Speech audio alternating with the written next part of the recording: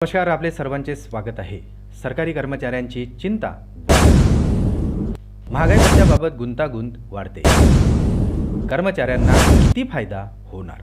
चला तर पाहूया ही सविस्तर बातमी. त्यापूर्वी चॅनलला नवीन असाल तर सबस्क्राईब करायला विसरू नका आणि नवनवीन अपडेट मिळविण्यासाठी बेल आयकॉनला प्रेस करायला विसरू नका. ही महत्त्वाची माहिती आपल्या सहकारी मित्रांना शेअर करायला विसरू नका. व्हिडिओ आवडल्यास लाईक करायलाही विसरू नका.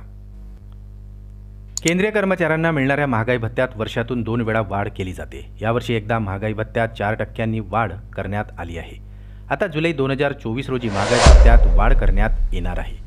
आपला DA आता किती वाढणार याबाबत मात्र कर्मचारी अजूनही संभ्रमात आहेत.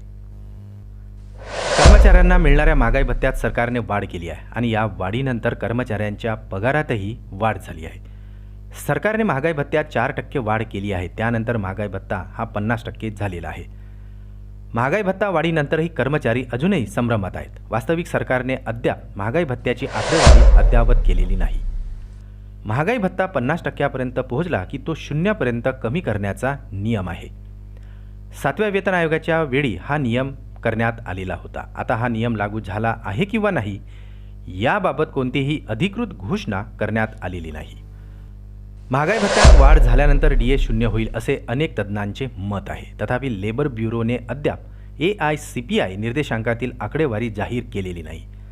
महागाई भत्त्याची मोजणीची आकडेवारी 28 मार्च 2024 रोजी जाहीर व्हायला हवी होती. मात्र अद्याप ही आकडेवारी जाहीर न झाल्यामुळे आता 2 परिस्थिती निर्माण होत आहेत.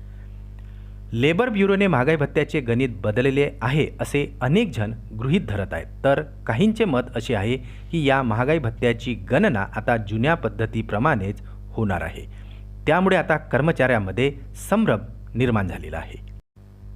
पुन्हा भेटू आमच्या YouTube चॅनलमध्ये नवीन अपडेट्ससह. तोपर्यंत नमस्कार.